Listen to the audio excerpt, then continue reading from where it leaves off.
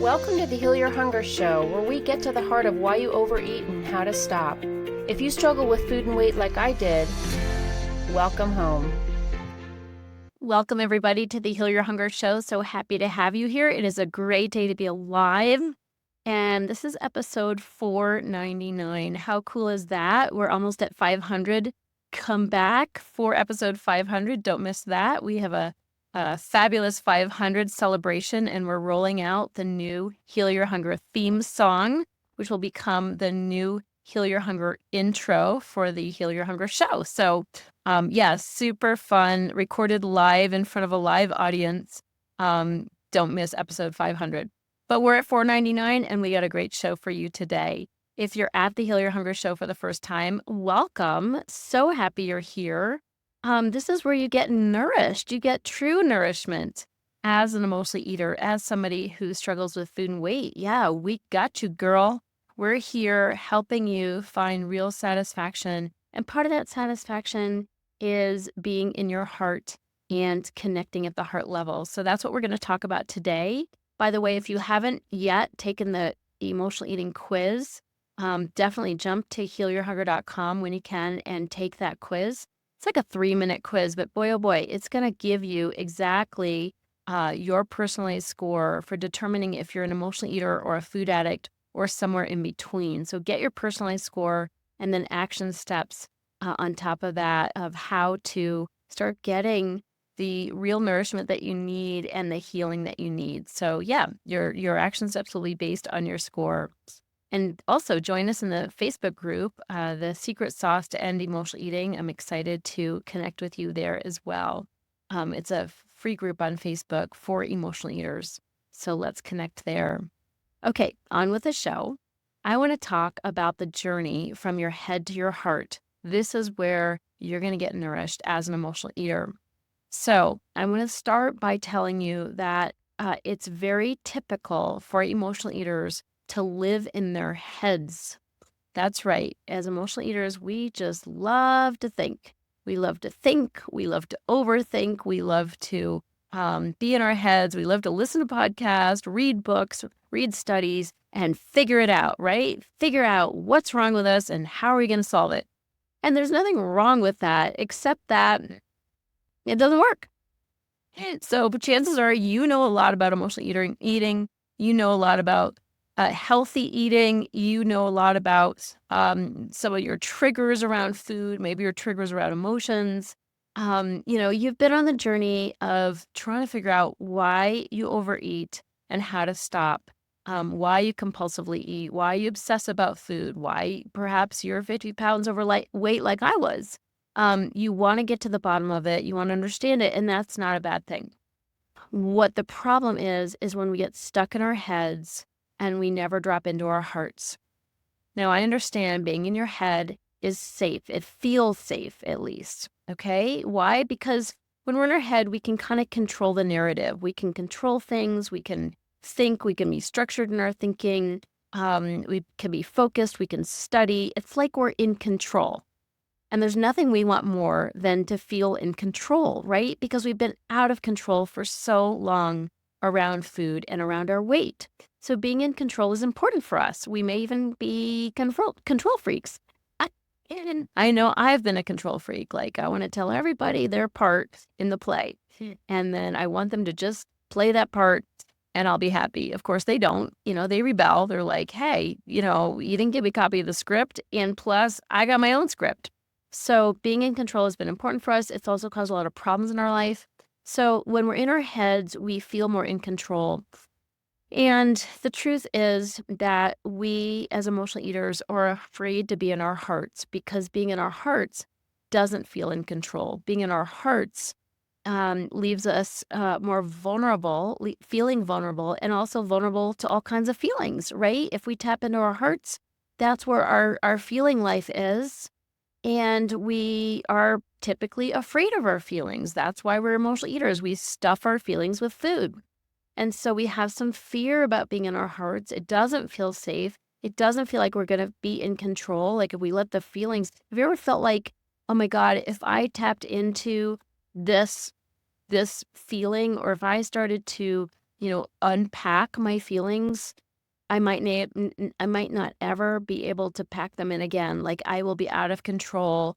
They're going to lock me up. I used to literally think that if anybody knew what I was thinking, like what was going on inside my head, they'd lock me up because I had a lot of crazy thoughts, and they weren't like, oh, I want to go axe murder somebody. They were like, thoughts around my insecurities, thoughts around um, anger for sure, anger that I had at people that I wasn't supposed to be angry at, feelings of inadequacy and jealousy and all those terrible emotions that we don't want to feel because we feel out of control when we feel those emotions. So we get back in our heads and we stay there because that feels safer. All right. But the fact is, it's hard to heal from emotional eating if we don't tap into our hearts. And what do I mean by being in our hearts? I mean slowing down and allowing yourself to notice feelings. Notice what's in your heart. What are you really feeling? And that can be scary because it may be very different from what you want to feel. So often as emotional eaters, we want to pretend we don't have feelings we have, right? So we gloss over them, we get in our heads and we act like we feel a certain way. And we also pretend to have feelings we don't have. So like pretend to be happy about something when we're not, right? Big smile on our face. So we cover up feelings we're afraid to face, and we manufacture feelings we think we're supposed to have. And this puts us in a feeling of being misaligned. We're out of alignment with how we really think and feel, right? And that's a problem because being out of alignment drives emotional eating. When we're out of alignment with who we really are, when we're phony and acting like we're a certain person when we're not, we feel guilt about that. And we also feel like we're not being who we really are. Okay. And that's a problem for us. And that guilt of being out of alignment can drive us to eat. We eat over guilt. Okay. Another reason why we're afraid to be who we really are is we're ashamed of some of the feelings that we have. We judge our feelings. We think we shouldn't feel the way we feel. And I'm here to say you feel how you feel. You just feel how you feel. Stop judging it. It's neither good or bad. Feelings come and go. They come and go all day long. We're fluid, flowy human beings. Like feelings are flowing all the time. And if we stop and judge any particular one, and get afraid, I used to get afraid of my feelings. Like, oh, I can't believe I felt that, or I can't believe I thought that. And I try to cover it up, right? But if I just let it flow and just realize that it's not really a big deal. I feel that and maybe I can explore that and see where that's coming from. But it doesn't mean I'm a bad person. So stop judging your feelings. They're just feelings. We have like, I don't know how many, thousands a day, thousands of thoughts and feelings. They're not a big deal unless we try to stuff them and stop them. Okay, so these are some of the reasons why we're afraid to be in our hearts. We're also afraid for people to know the real us. Like we're afraid to be who we really are. I know I grew up feeling like who I wasn't going to cut it. That somehow I had to be better than I was, or more together than I was, or certainly prettier and thinner than I was. But the fact is we are who we are. And if we haven't been in an environment where we feel safe to be who we are, we're going to be trying to cover that up. And being in our heart might feel like it's going to make you vulnerable to people seeing you and the real you. Now, clearly the real you isn't bad. It's actually the best version of you.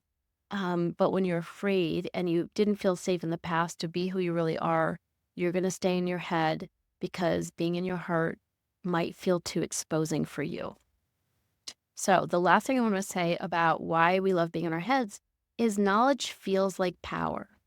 I've done a podcast in the past on info binging. Info binging, meaning we're just looking everywhere for information to binge on, basically. We're binging podcasts, we're binging articles online. We're reading books. We're always trying to figure it out, and it can feel like, oh, I'm getting somewhere. I'm making progress. So knowledge feels like power, and knowledge can be power to an extent for sure. But when it comes to knowledge about food and what to eat and how much to eat, how much has that really served you? Because when push came to shove, you overate anyway. You ate the crappy food choice anyway, right? So knowledge is not all it's cracked up to be. And the reason why getting out of our heads and into our hearts is so, so important is that we can start getting to know who we really are when we do that. We can start meeting ourselves, learning who we are. I mean, we're afraid for other people to know us, but truthfully, we're afraid to know us ourselves, right? We're afraid to know who we really are as well.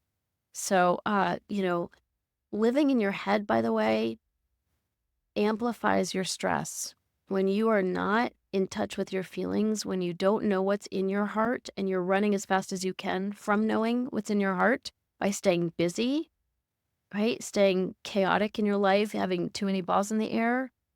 Sure, it numbs you, it keeps you distracted, but it also keeps you from knowing what the next right step is. I believe that God speaks to us through our hearts, through our intuition.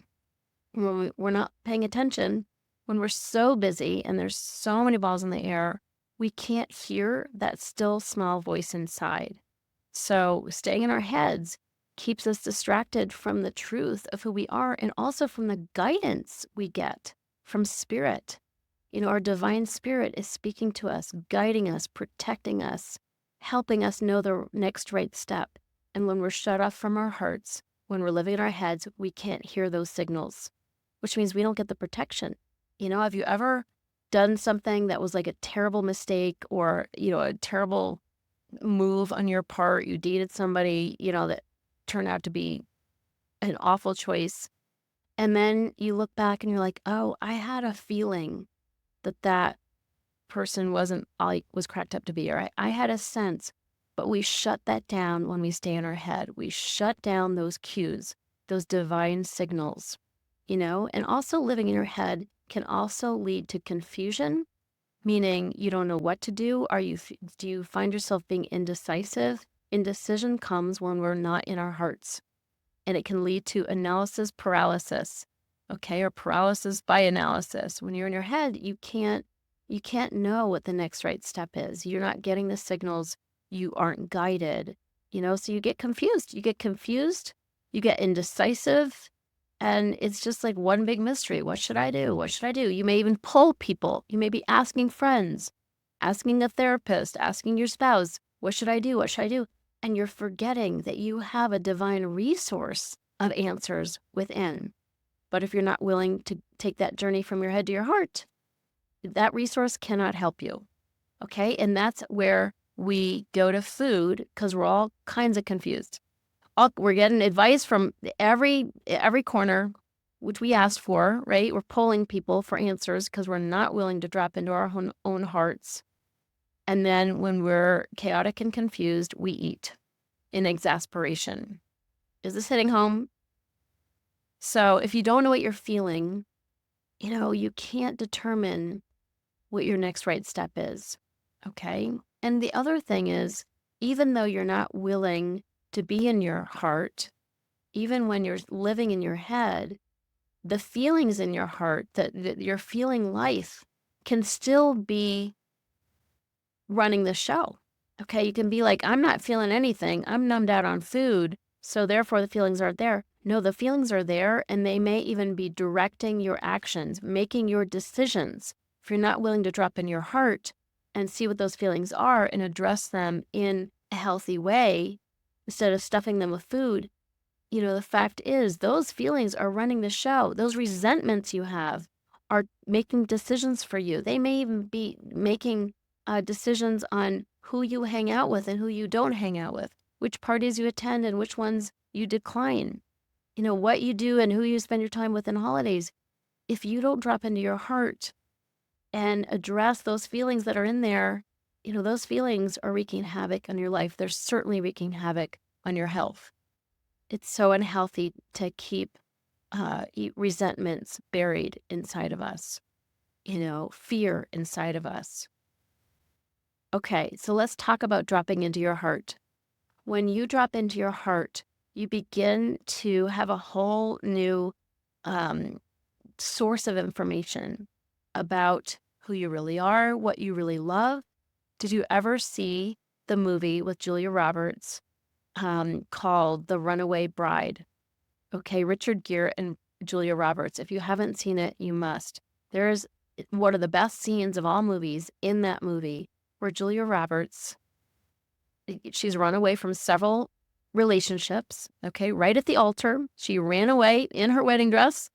And the fact is, when she finally realizes there's something going on inside, there's something deeper going on that's making her run, she realizes that she morphed herself into the needs and desires of the partners she had.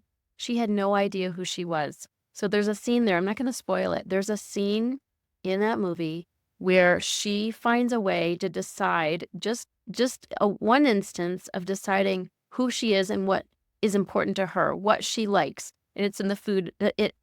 It's in the form of a food preference, by the way, ironically speaking. So yeah, so it's like her first step into knowing herself. So that's why dropping into our hearts is so important, is there's so much information there about who we really are, what makes us tick, what makes us happy, what brings us joy. You need that information. Don't run away from the rich opportunity of exploring what's inside your heart. So, so important. What's also so important about tapping into our hearts is there's really important emotions there that can help us be more vulnerable and honest in our communications with people we love. When we're in our heads instead of our hearts, we're in our ego, and we may not be able to communicate authentically or honestly. I'll give you an example. Recently, I was spending time with my partner. We were traveling, and during the day, we hadn't connected much. We were together, but we had other people with us, family members. And so the focus was on them. And when we were turning in for the night and we were in bed, usually we talk a little bit and cuddle with the lights out. Okay, we go to bed at the same time, typically, and we cuddle and we talk a little bit, we connect. And I love this time, and we both love it. We both love cuddling. And this particular evening, we hadn't been that connected during the day, just in terms of talking to each other. We were more outward focused. And so when I was in bed and ready to turn my light out, he was on his computer. Okay. He was sitting there doing some work on his computer. And I thought, well, he's probably doing something important, and I'm just going to turn out my light and roll over and go to bed, and we'll cuddle later, whatever, middle of the night. But then I was missing him. I was missing him and feeling like, oh, but I want to talk to him. This feels a little lonely. And had I not been in my heart, I might have been a little harumphed about the thing and been like, hey, I'm not getting any attention here. He's not, he's staying up. We're not doing our cuddle thing. What's up with that? I might have gone into resentment, which I definitely was close to. I was close to capping an attitude, like going to bed with a little bit of a hurt, like a hurt feeling. But thank God I tapped in and I realized I'm just missing him and I want to connect with him. So I turned over and I said, hey, how long are you going to be? Because I really want to connect with you. You see, and of course he shut his computer. He's like, nope, I don't have to work right now. Let's do it. And he apologized. He's like, I'm so sorry. Of course, let's connect. So he heard me. He heard my vulnerable, honest expression of how I was feeling. Had I not been connected with my heart, though, I would have been in my head and thinking, well, that's not fair. And how come he, blah, blah, blah. Why doesn't he notice me? And then, I could have gone to bed with a resentment and woken up with a resentment. Have you ever noticed that whatever feelings you go to bed with, you wake up with, especially the hard ones? Well, he was so responsive, so sweet. And I was so grateful that I had expressed honestly what I was feeling. But had I been in my head and not in my heart, I would have missed that cue. Okay? So it can help our relationships exponentially when we are connected with our true feelings. And I don't mean being an emotional basket case and, kind of vomiting fear and anger at our partners. I don't mean that we need to be connected to our emotions where we're like overly emotional. That's not necessary. Although, when we're upset, we're upset. I mean, I've had some loss recently and I experienced grief and I talked to my partner about that. So there's nothing wrong with honest and open sharing about our feelings. But those vulnerable feelings, we don't have to be afraid of them. We don't have to be afraid of them. When we're honest about them, when we express them honestly, when we take responsibility, we're not in blame mode. Really important caveat. Don't be in blame mode because that doesn't help relationships. Take responsibility for how you're feeling, for what you need. Okay, just like I said to my partner, I really would love to connect. Not, you're not paying attention to me. When we are connected to our feelings and what's in our hearts, it can really enrich relationships. Okay. Now you may be wondering, how do I get into my heart? I'm always in my head. How do I get in my heart? Some things you can do that can help. Certainly, my clients know I'm a big proponent of writing. So writing your feelings out, grabbing a pen and paper or a Word doc on your computer and just writing out how you are feeling. And you might even not even know what to write and know what you're feeling. But when you write, your writing connects you with your subconscious and helps you tap in. It's a tool to tap into your heart. Okay. Another thing that can help is breath work.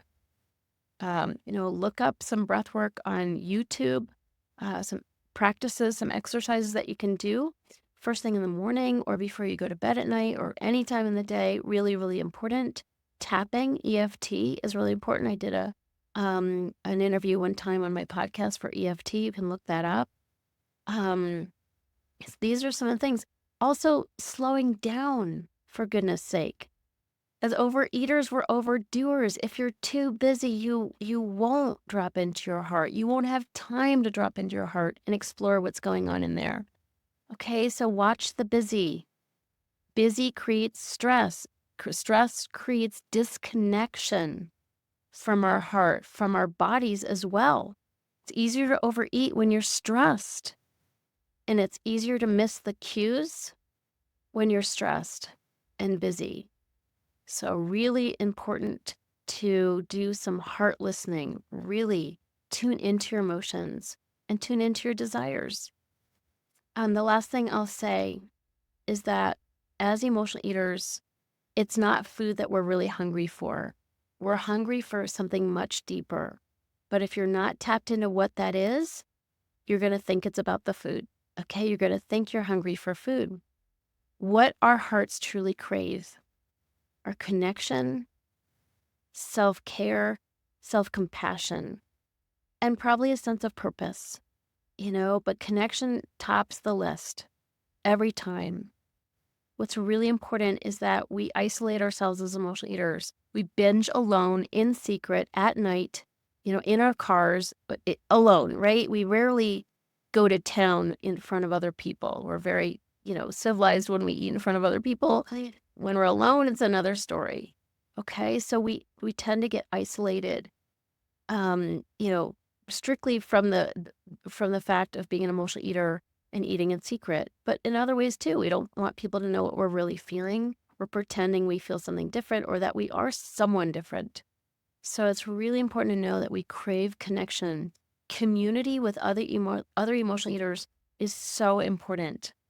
All the work at Heal Your Hunger is done in groups. We do have private coaching as well, but as an adjunct to our community, our Heal Your Hunger community is so rich.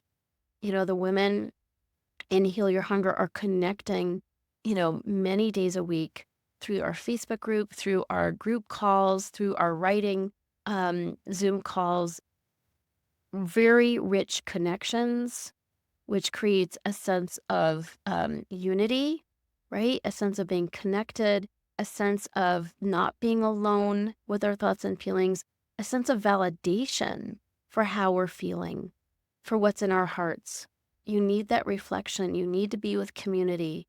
As emotional eaters, we're hungry for community. So make sure you have ways to connect with other people who understand and care. Not people who will judge you, right? Not people you don't feel safe with being who you really are. People who make it safe for you to be your true authentic self. Your hunger is not for food. Your hunger is for a true feeling of connection and community. So these are just a few important things to know about the journey from your head to your heart. This is a journey that will satisfy you, it will nourish you, and it will enable you to stop emotionally eating because you will be nourished at the heart level. You will have soul food. Soul food comes from living an authentic, heart-centered life. Thanks so much for tuning in. I'll see you on the next show, episode 500. If you enjoyed this podcast and want to get free support, insider health info, exclusive invites to events, and more, visit healyourhunger.com.